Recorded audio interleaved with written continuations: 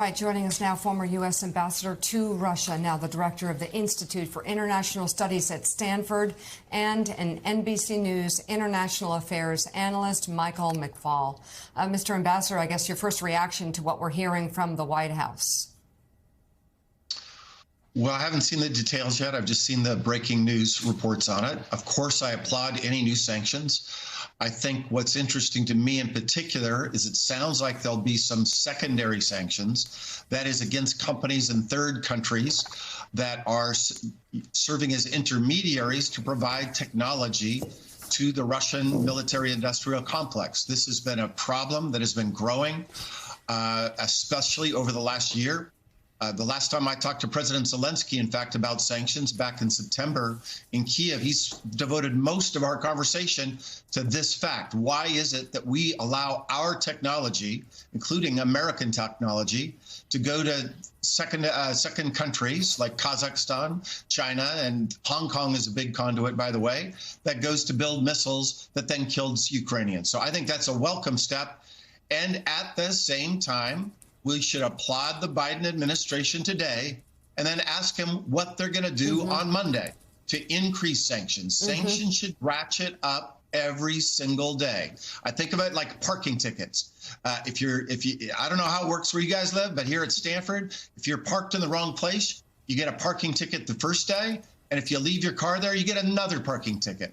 Putin's army is illegally parked in Ukraine. Every single day, there should be new sanctions. So I know that you are very close with the Navalny family, and I would love for you to talk about Yulia Navalnaya and the challenges ahead for her, the worries for her. How can people help her? Well, I picked her up at the airport a couple days ago with Dasha, her daughter. She's out here to see her daughter, but she also got to see the president, as you just reported. That was an important meeting for them, because they want the United States to do more, and I'll let her reveal the details of that conversation. Very directly, their organization, and I'll tweet it out right after we're done talking, you can donate to them directly. You don't have to wait for the United States government. You don't have to wait for the European Union to do things. They have their own foundation, the Anti-Corruption Foundation, and that's a way you can concretely help them. And they need that help now. They're worried about what happens to their organization, given the tragic Putin's murder of her husband and Dasha's father.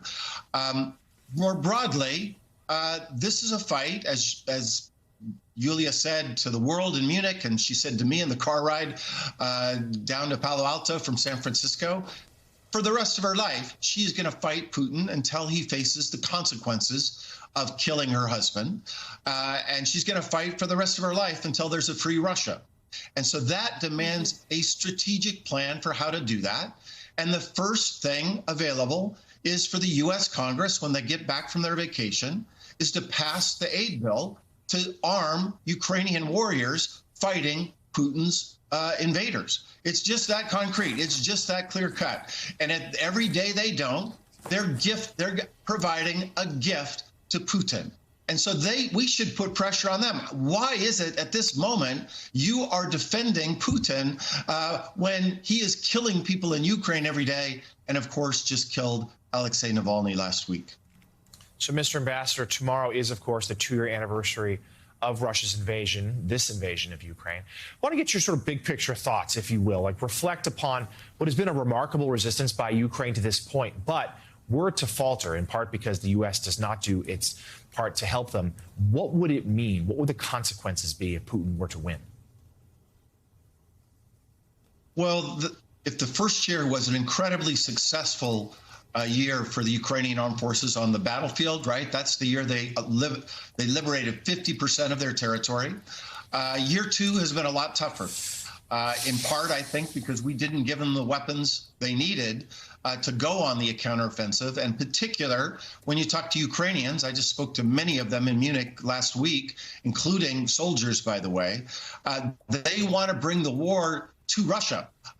They want to bring it to the Russian Federation, and especially they want to bring the war to Crimea. And right now they don't have the means to do that. And right now they're worried without that package that the tide of history will turn for Vladimir Putin.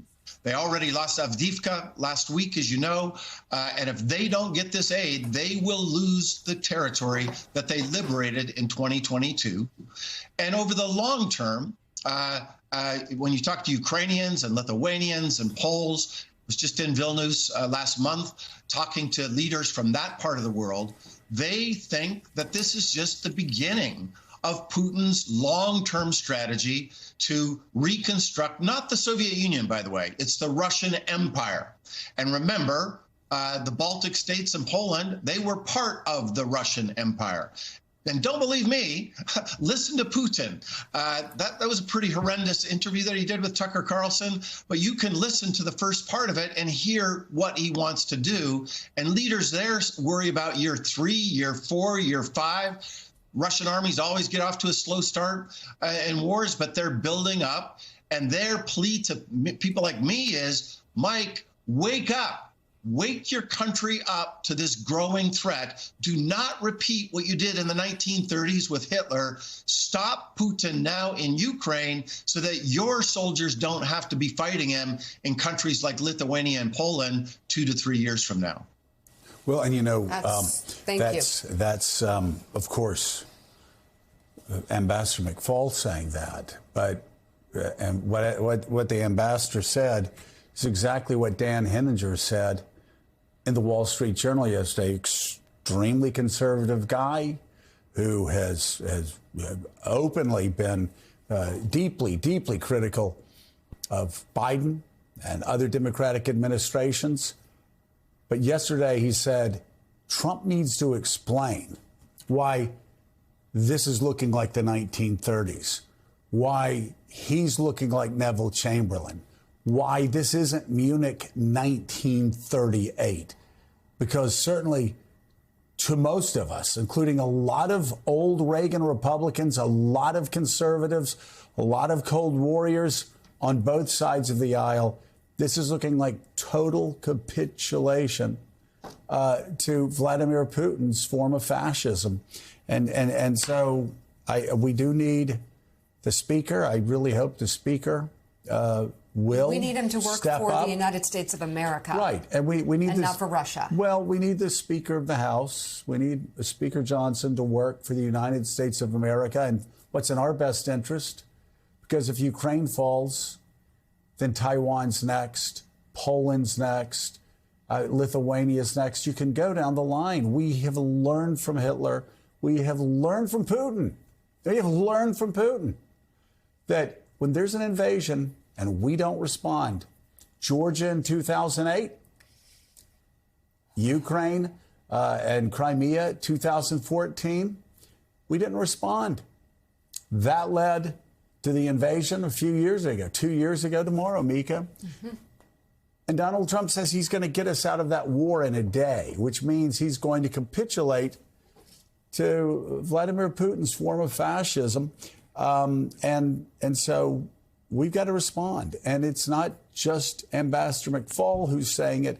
It's a lot of senators, Republican and Democratic alike. It's a lot of Republican House members, Chairman McCall. It's a lot of people that need to step up. And we really do hope, for the sake of America, that Speaker Johnson will focus more on what's in the best interest of the United States of America and the West than what's in the best interest of Vladimir Putin and Donald Trump.